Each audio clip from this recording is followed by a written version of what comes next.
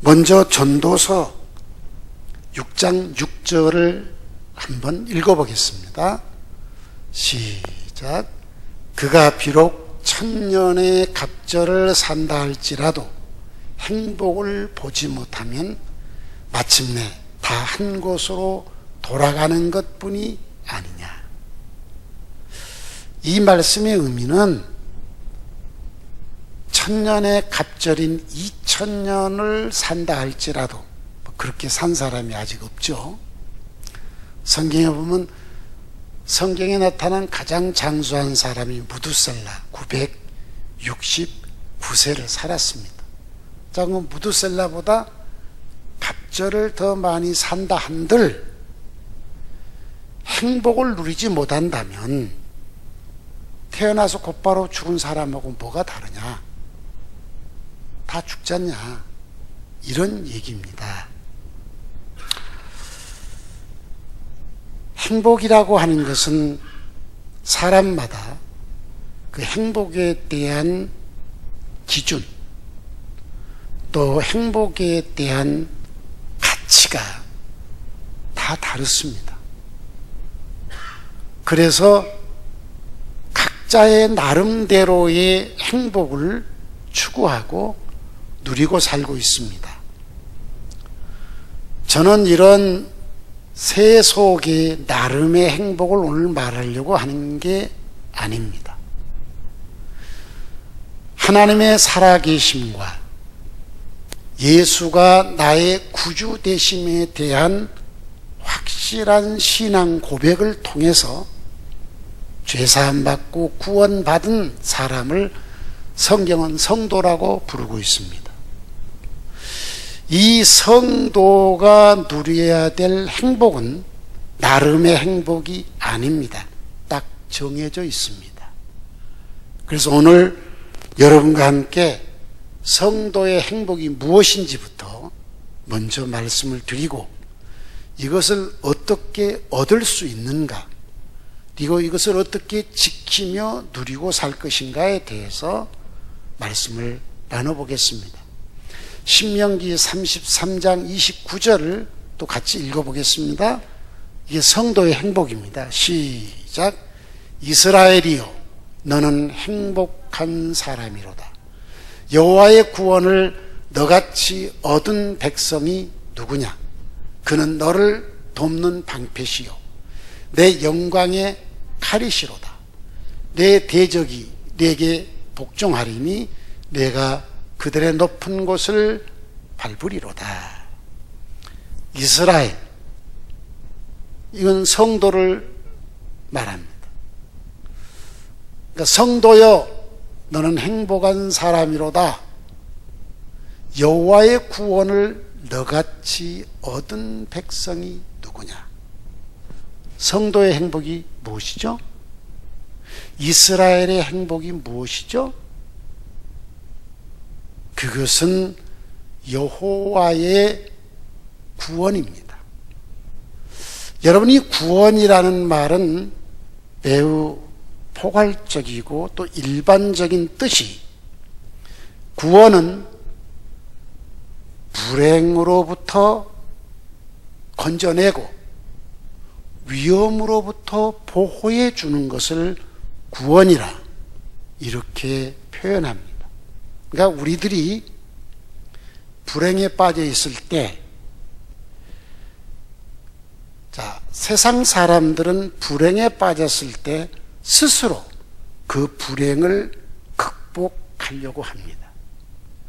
또 세속 사람들은 불행에 빠졌을 때 자기 스스로 그것을 극복하지 못하니까 그것을 도울 힘이 있는 사람을 찾아가서 그 불행에서 건져주기를 요청합니다.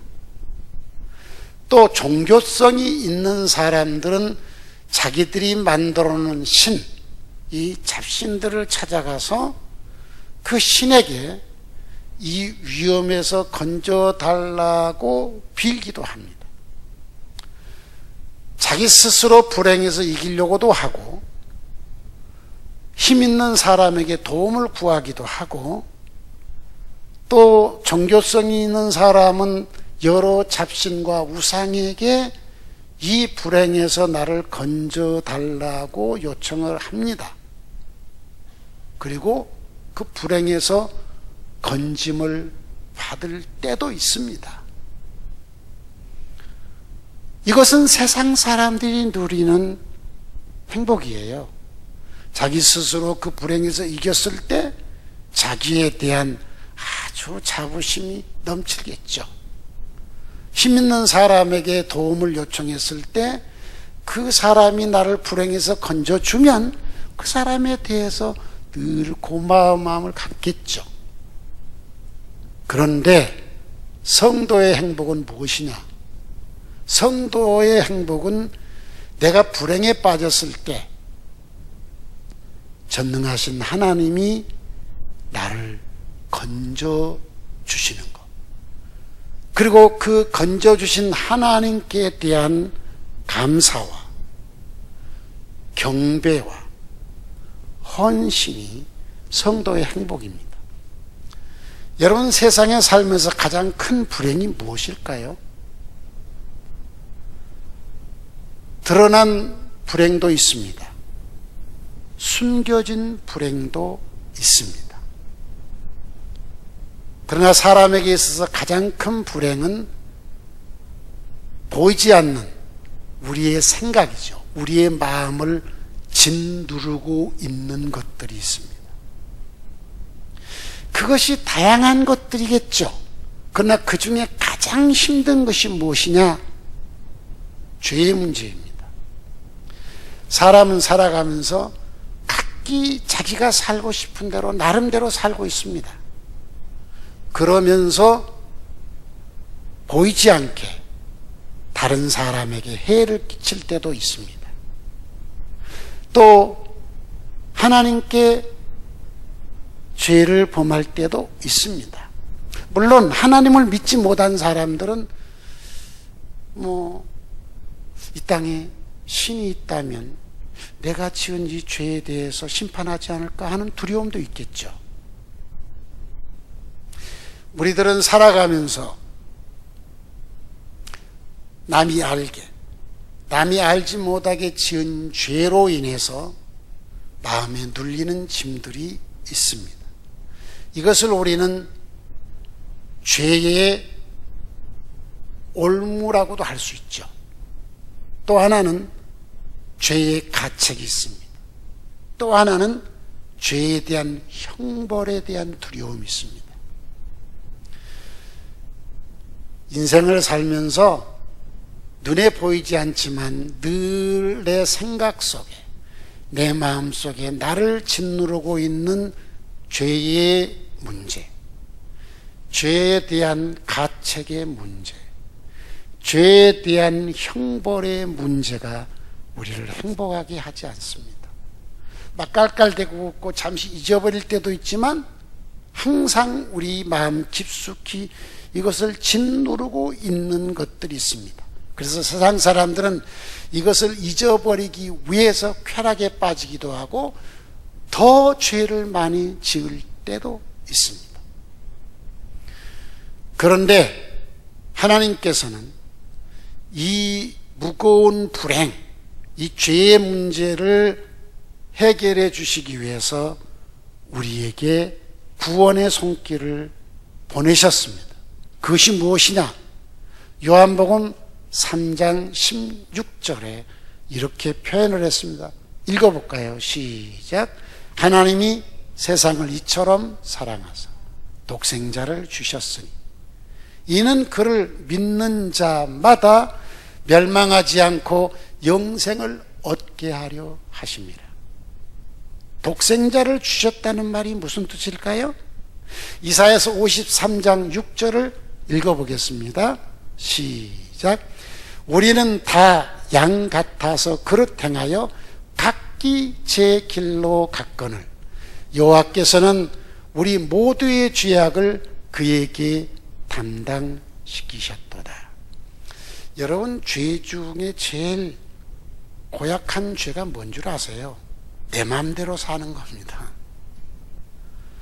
여러분, 세상은 혼자 사는 게 아니에요.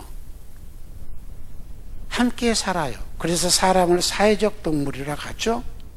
근데 내 마음대로 사는 게 제일 무서운 죄예요. 우선 우리를 창조하신 하나님 앞에서 하나님의 뜻에 맞춰 살려고 하지 않고 내 마음대로 사는 게 죄예요. 두 번째는 가정이라고 하는 것을 이루었어요. 먼저 부부가 만들어졌죠. 그러면 부부가 살면서 상대와 상관없이 내 마음대로 살려고 하면 상대 마음을 굉장히 괴롭히는 겁니다. 혼자 살 때는 편하죠. 왜? 누구 맞출 이유가 없어요. 그러나 둘이 딱 만나게 되면 상대에 대해서 상하지 않도록, 상대의 마음을 어둡게 하지 않도록 신경을 써야 됩니다. 그런데 상대야 어떻게 하든지 내 마음대로 산다? 그럼 같이 사는 사람은 늘 마음의 상처를 얻습니다. 그게 죄악이에요. 이제 둘 사이에 자식이 태어납니다. 그럼 부모와 자식, 부부, 자식이 만들어집니다. 부모와 자식 사이 어떻게 살고 있습니까? 자식과 상관없이 부모가 자기 마음대로 자식을 훈육하고 양육한다? 자식이 마음 상한 거예요. 그건 자식의 죄를 범하는 거죠. 자식이 부모와 상관없이 자기 살고 싶은 대로 산다? 부모는 굉장한 상처를 받는 거죠. 그래서 우리나라 말에 무자식 상팔자라는 말도 나온 거예요. 이것이 죄악이에요. 여러분, 우리는 각기 자기 살고 싶은 대로 사는 교회라는 공동체를 이루었습니다. 그럼 여러분이 교회 공동체에서 나 하고 싶은 대로 하면 안 돼요. 공동체 속에 들어왔으면 공동체에 맞추려고 해야 됩니다. 그러나 내 마음대로 살면 그게 죄악이에요. 그래서 성경에 보니까 우리는 다 양 같아서 그릇 행하여 죄를 지었는데 뭐냐? 각기 제 길로 갔어. 이게 죄악이에요. 이 죄악의 형벌을 본인이 받아야 돼요. 죄악을 범했으면 본인이 형벌을 받아야 돼요. 예를 들어 봅시다. 부부가 만나서 사는데 상대 상관하지 않고 내 마음대로 살았다. 그러면 내 마음대로 산 것에 대한 대가 지불을 받습니다. 무슨 대가입니까? 상대가 내 마음을 상하게 할 거예요. 절대로 가만히 있지 않습니다. 그게 너무 심하면 상대가 이혼을 요구할 것입니다. 그러니까 대가 지불을 꼭 받는 거예요. 내 마음대로 사는 것에 대한 대가 지불이 있는 겁니다. 우리는 각기 내 마음대로 살았어. 하나님 앞에서 내 마음대로 살고 사람들 앞에서 내 마음대로 산 이 죄의 대가를 받아야 되는 두려움이 우리 마음을 짓누르고 있는 거예요. 그런데 이것을 하나님이 독생자를 보내서 우리 그 무거운 죄의 대가를 그 아들에게 담당시켰다는 겁니다. 그리고 우리에게는 자유를 주었다는 것입니다. 이것이 믿어지는 사람을 성도라고 하는 것입니다. 이게 안 믿어지는 사람은 세상이에요. 신앙을 갖지 않은 세상입니다. 그러나 이게 믿어지는 사람은 바로 믿는 그 순간 죄에서 자유함을 얻고 구원을 얻게 돼서 이 사람을 성도라 하는 것입니다. 할렐루야. 그래서 우리는 성도입니다. 여러분, 우리가 성도가 됐을 때 얼마나 행복했습니까? 예수님 때문에 내가 죄에서 자유함을 누렸어. 제 형벌에서도 자유함이 왔어. 나는 이제는 지옥 가지 않아도 돼. 나는 이제 죄의 형벌을 받지 않아도 돼. 주 예수께서 그 죄와 죄의 형벌과 죄책을 다 담당하셨어. 그 고통을 당하셨어. 내 대신이야. 이 사실이 믿어지는 순간 우리는 죄에서, 죄의 책에서, 죄의 형벌에서 자유를 누렸을 때 얼마나 행복했어요. 너무 행복해서 울며 불며 감사하다고 했어요. 내 일생을 주님께 드리겠다고 했어요. 그런데 이 행복이 지금도 계속 있습니까? 도둑 맞았습니까? 그 행복을 계속 지금도 누리면서 감사해. 눈만 뜨면 나는 감사해. 나는 죄에서 구원받았어. 죄책에서 구원받았어. 죄의 형벌에서 구원받았어. 나는 이제 지옥 가지 않고 천국 갈 수 있어. 눈만 뜨면 흥분이 돼서 감사한가요? 이 행복을 누리는가요? 성도의 최고의 행복, 이 행복을 늘 누리고 있나요? 아니면 머리로는 아는데 마음에 흥분이 없어. 머리로는 아는데 마음에 흥분이 없어. 이거 도둑 맞은 겁니다. 이거 도둑 맞은 거예요. 이것은 성도의 행복. 세상은 죽었다 깨어나도 이 행복을 몰라. 왜? 안 믿어지니까. 안 믿어지니까. 아무리 말해도 안 믿어지니까 이 행복을 모르는 거야. 그러나 이거 믿어지는 사람은 정말 까무라치게 행복한 거야. 이게 성도의 행복입니다. 두 번째 성도의 행복이 뭘까요? 시편 23편 1절을 읽어보겠습니다. 23편을 다 봤으면 좋겠지만 1절만 시작. 여호와는 나의 목자시니 내게 부족함이 없으리로다. 할렐루야. 성도의 행복이 무엇이냐? 여호와가 나의 목자라고 믿어지는 거예요. 그 순간부터 내게는 부족한 게 없어. 왜? 그분이 다 인도하시니까. 뭐 사망의 음침한 골짜기, 사망의 음침한 골짜기가 아니고 얼마나 두려워 깜깜하고, 그런데 그 속에서도 주의 지팡이와 막대기가 나를 보호해. 원수가 칼을 들고 와. 얼마나 무서워. 그 원수 앞에 내게 딱 상을 베풀어 주셔. 여러분, 여호와가 나의 목자라고 믿어지는 사람은 상황이 어떻든지, 인생 살다 보면 참 높은 꼭대기도 있지만 깊은 골짜기도 있지 않습니까? 얼마나 많은 시련들이 우리에게 부딪혀와요. 그런데 그 시련 속에서도 하나도 두렵지가 않아. 여호와 샬롬이 있어. 여호와의 평안이 있어. 이유가 뭐냐? 여호와는 나의 목자. 여러분, 이것을 아주 쉽게 비유한다면, 아주 갓난아기가 엄마만 옆에 있으면 너무 행복해. 엄마 아빠가 집이 부도가 나서 쫓겨나가지고 길거리에 나 앉았는데도 그 아이는 엄마 품에서 그냥 행복해. 왜? 엄마가 다 해결한다고 믿기 때문이야. 맞아요, 맞아요. 근데 요놈이 철이 좀 들어가지고 집 판단력이 생기기 시작하면 길거리로 쫓겨났다. 부모보다 더 절망에 빠져. 그래가지고 기가 죽고 살 맛이 없는 거야. 여러분은 누구십니까? 여러분, 하나님이 주시는 구원, 하나님이 주시는 나의 목자 되심, 여호와 샬롬, 이것은 세상에서 절대로 얻을 수 없는 것. 돈으로도 안 되고 명예로도 안 되고 힘으로도 안 되고 그 어떤 것으로도 이 행복은 만들 수가 없어. 오직 하나님만이 주시는 선물이에요. 할렐루야. 이건 세상의 그 무엇으로도 만들 수 없는 행복이에요. 세상은 도저히 알 수 없는 행복이에요. 오직 성도만이 알 수 있는 행복이고 오직 하나님만이 주시는 행복이에요. 근데 이 행복을 받을 손이 필요해. 하나님이 주시는 구원의 행복, 하나님이 주시는 목자 대신 여호와 샬롬의 행복, 하나님이 선물을 주면 받아야 되잖아요. 그럼 뭘로 받을 것이냐?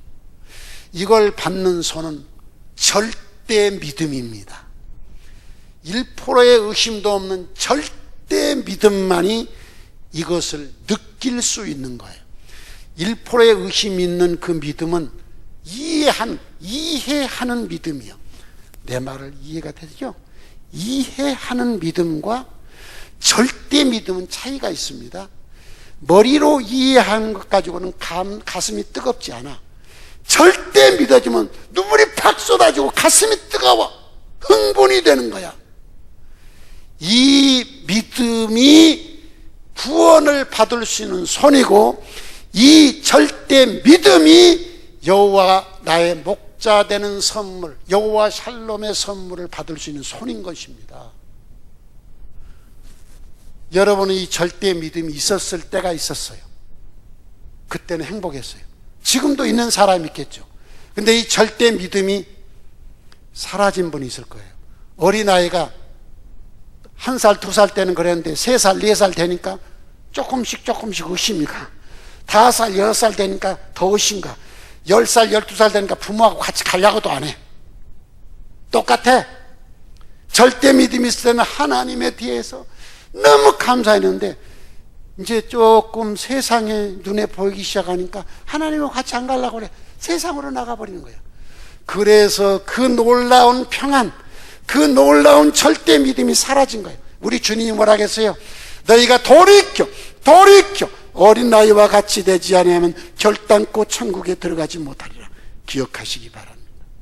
신앙생활하면서 시간이 흘러가면 믿음이 더 좋아야 되는데 믿음이 더 나빠져. 꼭 이상한 일이지. 더 좋아져야 돼. 왜 나빠져? 나빠지는 이유가 있어. 나빠지는 이유가. 그 나빠지는 이유 이제 조금 이따 설명할 거예요. 그럼 여러분, 이 절대 믿음, 이 믿음은 어디서 생겨날까요? 절대 믿음은 어디서 생겨날까요? 로마서 10장 17절 한번 읽어보겠습니다. 시작. 그러므로 믿음은 들음에서 나며 들음은 그리스도의 말씀으로 말미암느니라. 성도여, 절대 믿음은 하나님의 말씀에서만 나오는 겁니다. 아시겠어요?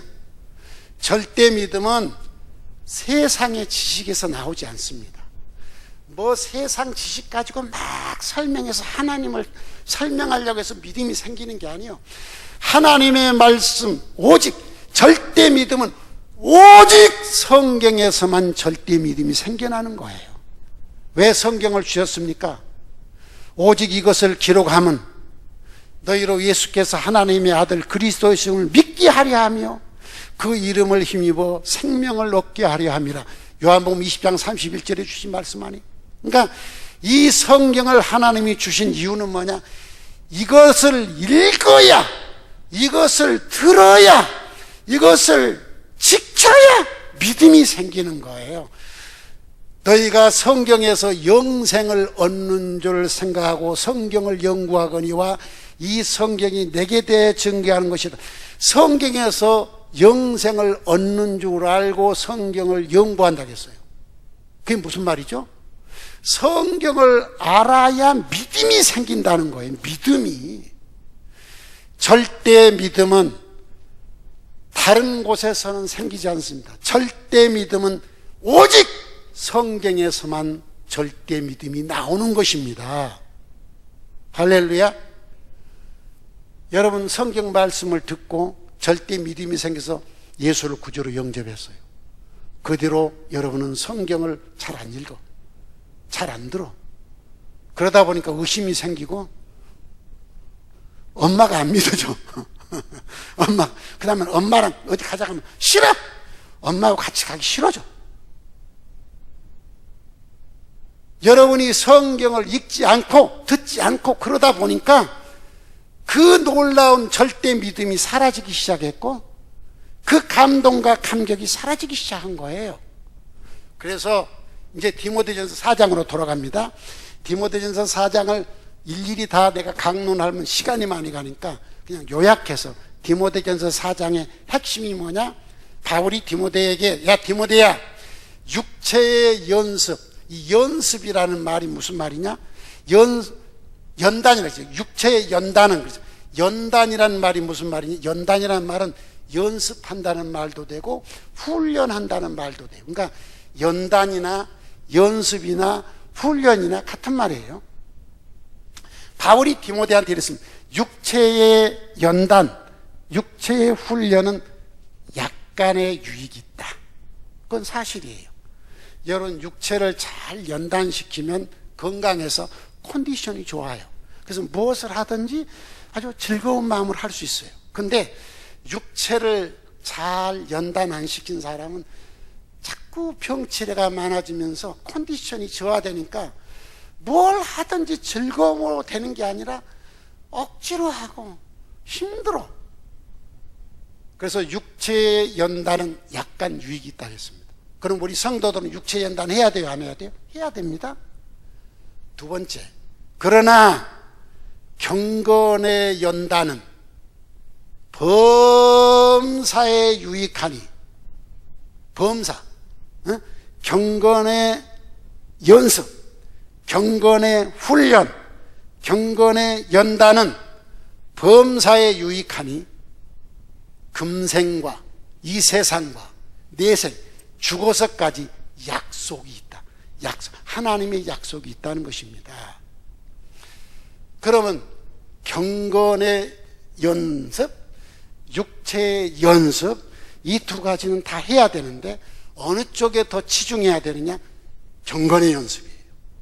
근데 제가 볼 때 세상 사람은 경건은 아예 알지도 못하고 육체의 연습만 하는 사람들이고, 세상 사람은. 근데 이상하게 성도들이 경건의 연습을 알아. 근데 경건의 연습은 별로 신경 안 쓰고 육체의 연습에 대한 신경을 써. 그러니까 딱 세상 사람 유사한 거야. 세상 사람 유사하니까 세상 사람 행복과 행복의 가치관이 비슷해져. 그러다 보니까 성도의 행복은 전혀 모르는 거야. 성도의 행복을 가졌다가 뺏겨버린 거예요. 도둑놈한테 뺏겨버린 거예요. 저는 이제 72살입니다.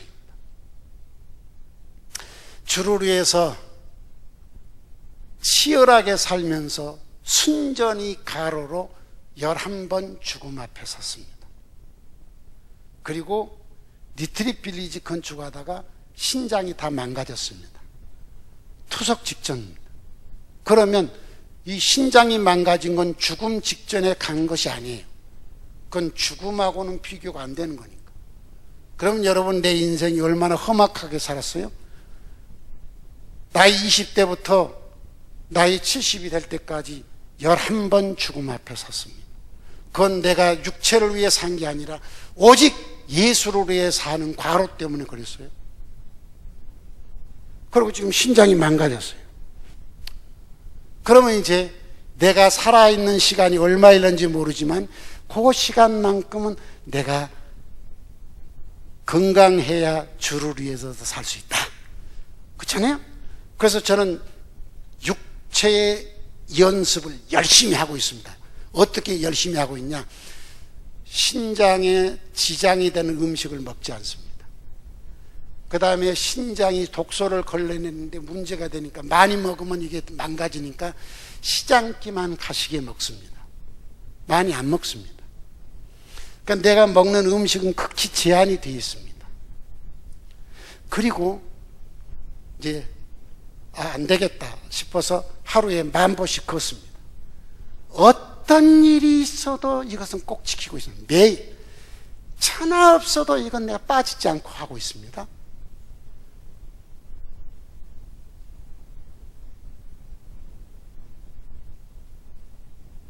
제 겉모습은 굉장히 싱싱하게 보이시죠? 내가 봐도 청년 못지않게 싱싱해요. 걷다가 한번 뛰어봅니다. 내가 뛰는 게 노인 같냐 청년 같냐 내가 한번 뛰어보거든요. 신장이 좋지 않으니까 빈혈이 심합니다. 뛰다가 쓰러질 수 있습니다. 그러나 한번 단거리를 뛰어봅니다. 뛰어보면 잘 달려요. 노인같이 끼우뚱거리지 않아요. 왜 그렇죠? 연습했으니까요. 훈련했으니까요. 육체의 훈련은 약간의 유익이 있으니까요. 지금 저는 혼자 살고 있습니다. 아내가 지금 미국 가가지고 저는 혼자 사는데 문제 없어요. 우리 아내하고 둘이 언젠가는 서로 헤어져야 되니까 혼자 사는 훈련 열심히 하다. 내가 먼저 갈 수도 있고 당신이 먼저 갈 수도 있고. 어저께는 제가 혼자 이렇게 제가 먹을 반찬, 여러분 혼자 사니까 끼니마다 이거 하려면 시간이 많이 가요. 아, 주부들 정말 힘들어. 야, 사내들은 주부 역할 한번 해봐야 주부가 얼마나 일이 많은지를 알아. 에? 그냥 주는 밥 얻어먹고 이러지 말고, 이균열 밥 해봐 안 해봐? 밥도 하고 시장도 보고 한번 주부 역할 한번 해봐. 한 일주일쯤 해봐. 그러면 이야, 이거 주부들 진짜 일거리 많고 이걸 아는 거야. 안 해보니까 쉽게 보는 거야. 쥐가 안 해보니까. 여러분, 저는 주부도 되고 남편도 되고 목사도 되고 노동자도 되고 선교사도 되고 요 일을 다 해야 돼요. 한꺼번에 지금 다 해야 돼요. 그래서 몇 끼마다 하면 시간이 너무 많이 가요. 한꺼번에 많이 삶아놨습니다. 한 3일 4일 먹을 걸. 그래 이제 성도들이 가져온 게 또 너무 많아가지고 그것도 다 삶아가서 해놨어요. 그리고 또 반찬도 또 해온 게 있어요, 성도들이. 근데 내가 먹는 건 싱겁게 먹고 내가 먹어야 될 반찬을 알아서 해와요. 어저께 내가 이렇게 세어봤어요. 이렇게 하나 둘 이렇게 내 스마트폰에다 다 찍었습니다. 찍어보니까 지금 냉장고에 넣어놓고 내가 먹는 게 35가지가 넘어요. 야채 종류로부터 시작해서 내가 이거 다 주색이나 어려운데 뭐 과일로부터 시작해서 반찬으로부터 시작해서 이거요. 하나씩만 먹어도 35번 먹어야 되잖아요. 그러니까 한꺼번에 다 못 먹어요. 어제는 성도들이 점심을 사준다 해서 갔어요. 여러분, 저는 음식점 가도 많이 안 먹습니다. 내가 딱 정해놓은 게 있어요. 아무리 좋은 것도 3번 이상은 안 먹는다. 그리고 주식은 더 먹지만 주식이 아닌 것은 3번 이상 내 입으로 더 넣지 않는다. 이렇게 아주 마음에 정리를 했어요. 그런데도 어제 약간 배가 부르게 먹었어요. 그래서 어제 저녁에는 안 되겠다. 약간 더 먹은 거 이거 빼야지. 그래서 어제 오전에 10,000보를 걸었는데 어제 밤 9시에 넘어서 5,000 몇백 보를 더 걸었습니다. 5,000 몇백 보를 어디서 걸었느냐? 3층 복도, 4층 저 로비 쭉 한 바퀴 돌면 400걸음이에요. 그럼 여러분, 이 400걸음을 이거 5,000보를 걸으려면요 11서너 번, 5,000보 넘으면 14번 가까이 걸은 것 같아요. 그러면서 찬송을 한 5곡을 열심히 불렀습니다. 그럼 맨 마지막 버전은 예수의 이름으로, 예수의 이름으로 나는 승리하리라. 주가 주신 능력으로 나는 승리하리라. 아주 열심히 찬송 부르고 왔다 갔다 하다 보니까 이 예배당을 내가 지으면서 전부 손길 안 간 곳이 없잖아요. 그래서 예배당 지었던 것들이 추억이 다 떠오르고요. 또 복도에 그 박물관 그 사진들을 보면서 성교 다녔던 것들이 이렇게 추억에 떠올라서 혼자 부름받아 나서니 뭐 주 예수보다 더 예수는 나의 힘이, 오늘 부를 찬송들이죠. 뭐 이런 찬송들을 부르면서 아주 행복하게 운동을 했어요. 이게 경건의 연습이에요. 저는 음식을 철저하게 가려서 먹고요. 어떤 일이 있어도 10,000보 이상 걷습니다. 제 스마트폰 와서 점검해 보세요. 하루도 빠지지 않고 다 10,000보 이상, 11,000보, 10,000보, 1,000보 이게 다 걸려 있어요. 누구든지 와서 점검해 보세요. 이유는 뭐냐? 약간의 유익을 얻기 위해서. 내가 살아있는 동안 컨디션 좋게 주를 위해서 살다 가야 된다. 그래서 이렇게 처절하게 살고 있습니다. 두 번째, 경건의 연습입니다. 여러분, 디모데전서 4장에 바울은 경건의 연습을 뭘 하라고 했느냐? 기도하라고 했습니다. 오제로 보면 기도하라고 했어요. 뭐 하라고 했냐? 성경을 읽고 가르치고 권하라고 했습니다. 또 뭐 하라고 했느냐? 이단자들에게 빠진 사람들을 복음으로 권면해서 바로 세우라고 했습니다. 복음을 전하라고 했습니다. 그러니까 경건의 연습은 딱 세 가지입니다. 기도하는 겁니다. 성경 읽고 지키고 가르치는 겁니다. 그리고 복음을 나누고 전하는 겁니다. 이 세 가지는 경건의 연습의 필수 코스입니다. 그러면 이것은 하루도 거르지 않고 해야 돼요. 매일 해야 돼요.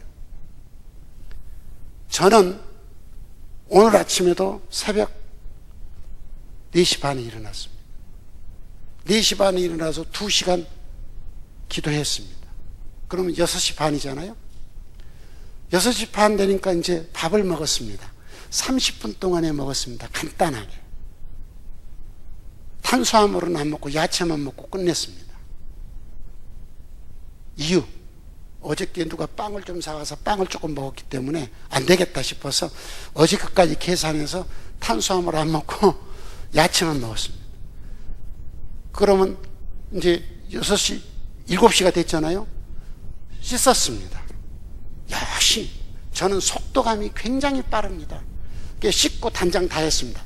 30분 동안에 샤워하고 양치질하고 수영 깎고 이렇게 옷 이렇게 딱 입었습니다. 그러면 7시 반이 되잖아요.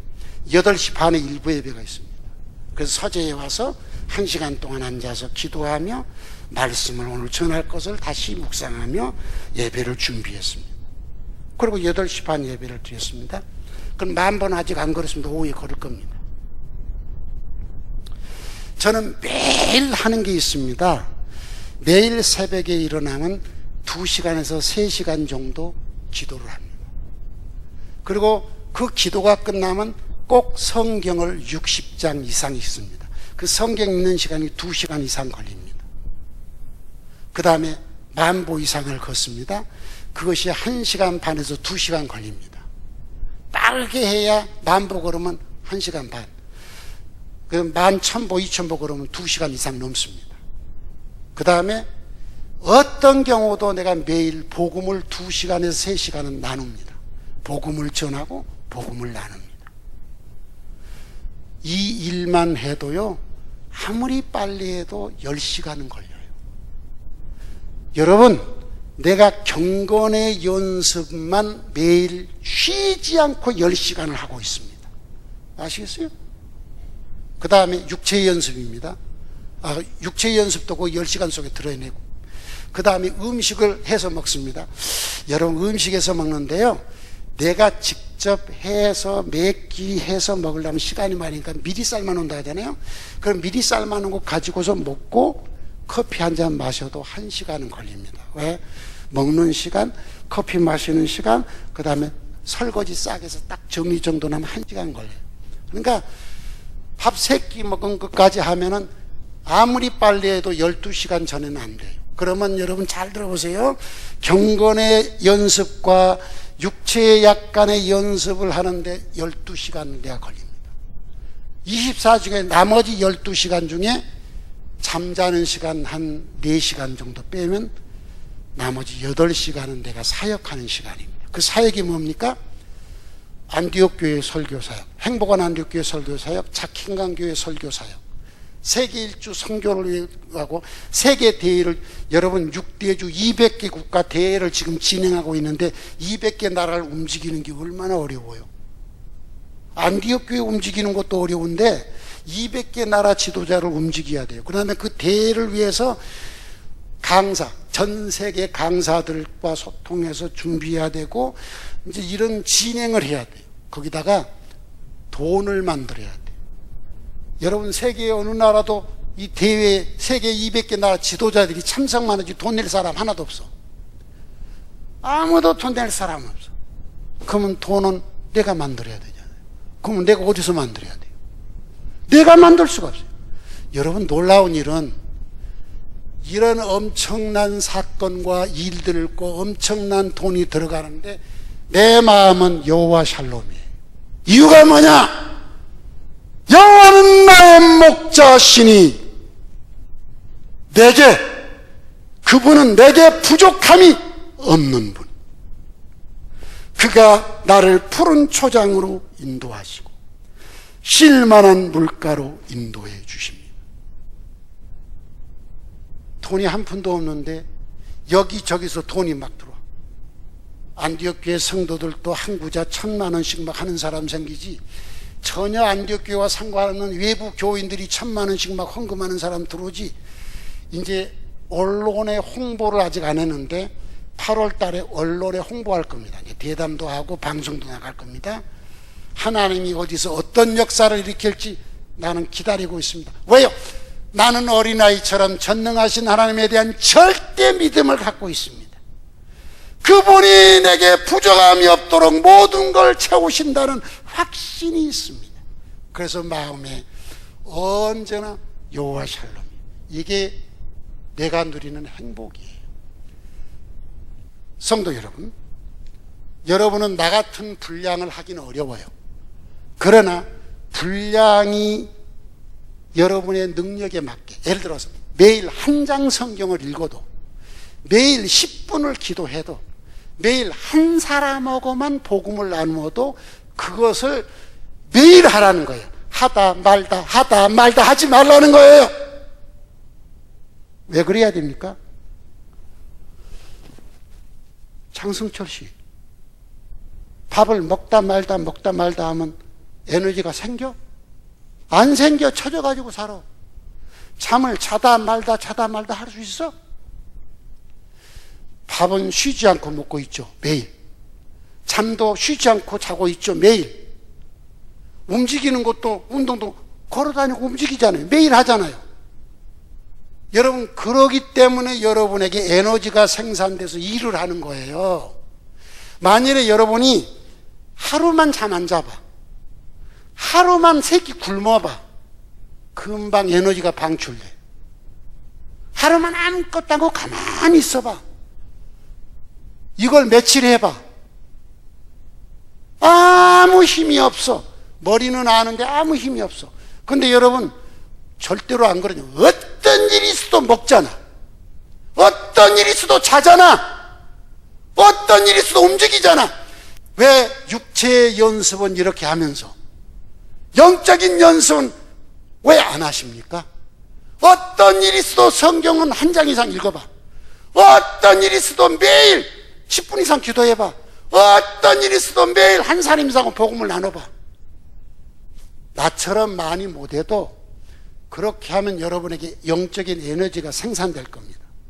나처럼 많이 하면 에너지가 훨씬 많이 생산돼. 여러분, 저 보면 막 에너지가 넘치지 않습니까? 그잖아요? 나이가 70인데도 에너지가 막 넘치는 이유. 며칠 전에 50대 후배 목사가 전화가 왔어요. 세계대회 브로셔를 받아왔나요? 목사님은 어떻게 그렇게 에너지가 넘치세요? 은퇴한 후에도. 목사님, 저는요 그런 에너지가 없어요. 그래서 목사님, 내 에너지가 이렇게 넘치는 이유는 행복 공장을 가동해서예요. 그게 뭔데요?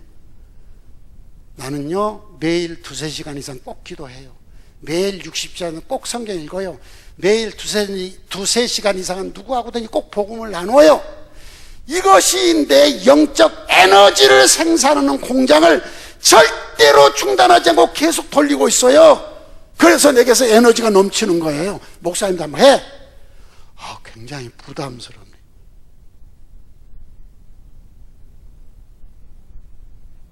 성도 여러분도 부담스럽죠? 부담스럽죠? 그러니까 여러분에게 성도의 행복이 없는 거예요. 육체의 행복, 세속의 행복은 있죠. 맛있는 거 먹을 때 행복하고, 좋은 옷 입을 때 행복하고, 여행 다닐 때 행복하고, 돈 들어오면 행복하고. 이건 세속의 행복이에요. 구원의 행복, 여호와 목자 되심의 행복, 여호와 샬롬의 행복, 이것은 성도의 행복이에요. 이 행복은 영적 훈련, 경건의 훈련, 행복 공장이 가동돼야만 나오는 거예요. 절대 믿음은 어디서 나온다고 했어요? 성경에서. 여러분, 절대 믿음, 하나님에 대한 믿음은요 다른 데서 절대로 생기지 않습니다. 믿음은 들음에서 나며 들음은 그리스도의 말씀으로 말미암느니라.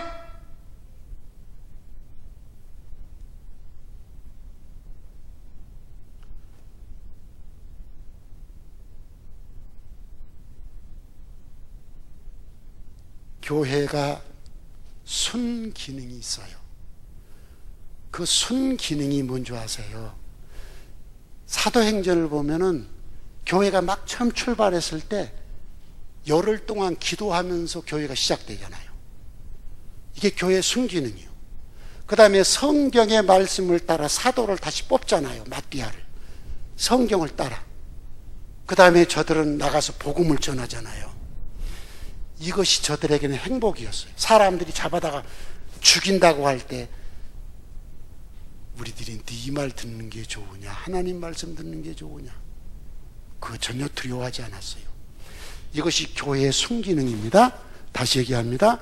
기도하는 거, 말씀 읽고 듣고 지키는 거, 복음을 전하는 거, 이것이 성도에게 기쁨이고 행복이었어요. 이것이 최초 교회의 모습이에요. 그런데 지금 세계 교회는 이걸 부담스러워해요. 기도하라 하면 부담스러워하고, 성경 읽고 지키라 하면 부담스러워하고, 전도하라 하면 부담스러워하고, 심지어 저 강 건너 저 행복한 안디옥교회에서 내가 막 전도를 강조했더니 뭐 이런 교회가 다 있어. 나 이거 안 나간다 딴 데로 옮긴 사람도 있어. 뭐 교회가 나가니까 맨 전도만 하라 하냐. 이것이 지금 세계 교회의 모습이에요. 교회가 아니고 세속화됐어요. 여러분, 교회의 순기능이 다시 살아나야 돼요. 성도가 기도하고 성경 읽고 지키고 복음 전하는 것, 이걸로 인해서 하나님이 나를 구원해 주신 것, 하나님이 나의 목자 되시고 내게 부족함이 없다는 이 확신, 이것으로 인해서 막 가슴이 흥분되고 행복해하는 것, 이것은 세상에서 못 얻는 거예요. 이것이 회복돼야 교회예요. 이것을 회복하려고 200개국 기독교 지도자 대회를 하는 겁니다. 이걸 회복하려고. 안디옥 교회부터 이게 회복이 돼야 돼. 할렐루야. 매일 규칙적으로 합시다. 아셨죠? 분량은 상관없습니다. 여러분의 능력에 따라서 분량은 조정을 하세요. 그러나 매일 성경 읽고 매일 기도하고 매일 복음을 누군가와 나누는, 제일 좋은 건 가족에서부터 나눠야 돼. 사도행전 5장에 보니까 사도들이 집에 있든지 성전에 있든지, 그럼 집에 있으면 집 식구고 성전에 있으면 성도들이잖아요. 집에 있든지 성전에 있든지 예수는 그리스도라 가르치기와 전파하기를 쉬지 아니하더라. 이것이 교회의 본래 모습이에요. 저는요, 어디에 있든지 똑같아요. 저는 아내하고 둘이 있어도 똑같이 늘 밥 먹으면서도 복음 얘기해요. 그리고 밖에서 사람을 만나든 누구를 만나든지 복음 얘기해요. 너무 행복해요. 나는 교회의 본래 모습을 가지고 있다고 생각합니다. 이게 교회의 순기능인데 지금 이게 다 사라져버렸고 교회의 역기능이 교회로 들어왔어. 여러분, 세상의 순기능이 뭔지 아세요? 세상의 순기능은 자본주의, 시장경제원리, 능력주의, 결과지상주의. 이것은 세상의 순기능이에요. 맞죠? 세상에서는 자본주의 원리, 시장경제원리, 그 다음에 능력주의. 요즘 뭐 그 이준석이가 그걸 주장하죠. 능력주의. 그래? 능력주의. 그 다음에 결과지상주의. 결과로 말하라 이 말이죠. 이것은 세상의 순기능이요. 이 세상의 순기능이 교회로 들어왔어. 교회로. 그래서 이 교회로 스물스물 들어가지고 교회에서 이것이 순기능 역할로 위장을 했어. 그리고 교회의 순기능이 쫓아내버렸어. 그 교회의 순기능이 뭐냐? 기도하고 성경 읽고 복음 전하고 쫓아내버리고 세상의 순기능이 와서 그냥 교회가 크면 은혜로운 교회, 돈 많으면 부흥되는 교회, 일 많이 하면 좋은 교회. 아니에요. 이것은 세상 순기능이에요. 여러분, 교회가요, 건물이 커지고 숫자가 많으면 돈이 많아지면 사람 중심이 되어버려. 언제나 타락했어. 그것이 사도행전에도 나왔고 기독교 2000년 역사에 나온 거예요. 교회는 그런 것과 상관없어. 그건 세상 기능이야. 세상. 그건 세상 기능이야. 교회의 순기능은 기도 많이 하는 사람, 성경 많이 읽고 지키고 가르치는 사람, 복음을 늘 어디서든지 나누고 전하는 사람, 이것으로 행복해 하는 사람, 여기서 나온 절대 믿음으로 하나님은 나의 구원자, 나의 목자, 어떤 환경 속에서도 마음에 평안이 있는 여호와 샬롬의 사람, 이것이 교회의 순기능이에요. 얼마나 멋있습니까? 얼마나 고상합니까? 얼마나 가치가 있습니까? 안디옥 교회부터 이렇게 살아야 됩니다. 나 신화성 목사는 그렇게 살고 있습니다. 성도 여러분, 이렇게 사셔야 돼요. 안디옥 교회가 이렇게 살아나야 돼요. 그리고 세계의 교회가 이렇게 살아나야 교회가 세상의 빛이 되는 거예요. 교회가 세상의 소금이 되는 거예요. 행복하시기 바랍니다. 그 행복이 세속의 행복이 아닙니다. 구원받았음에 대한 행복, 여호와가 나의 목자 되심에 대한 행복, 여호와가 나의 목자이시니 나한테는 부족한 것이 없다는 여호와 샬롬의 평화의 행복, 이 성도의 행복이 여러분에게 가득하기를 주의 이름으로 축복합니다. 육체의 연습합시다. 그건 약간의 유익이 있습니다. 경건의 연습을 합시다. 범사의 유익이 있습니다. 금생과 내생의 약속이 있습니다. 하다 말다 하지 마세요. 어떤 일이 있어도 그것을 우선순위에 두고 하시기를 바랍니다. 천성한 집사, 출근하기 전에 성경 읽고 기도하고 복음을 얘기하는 걸 하고 가라는 거예요. 시간이 없으면 한 장 읽고 10분 기도하고 자식들에게 복음 얘기하고 가면 되는 거 아니에요? 그죠? 매일 어떤 일이 있어도 이것이 우선순위가 돼서 사십시오. 그때 여러분에게 성도의 행복이 가득 채워지기 시작할 것이고, 누구도 여러분의 그 성도의 행복을 도둑질해 가지 못하고 여러분이 그걸 지키는 것입니다. 그것이 규칙적으로 하는 것이라는 걸 꼭 기억하시고, 우선순위를 육체의 연습보다 경건의 연습에 두어서 범사에 유익한 삶이 되기를 주의 이름으로 축복합니다.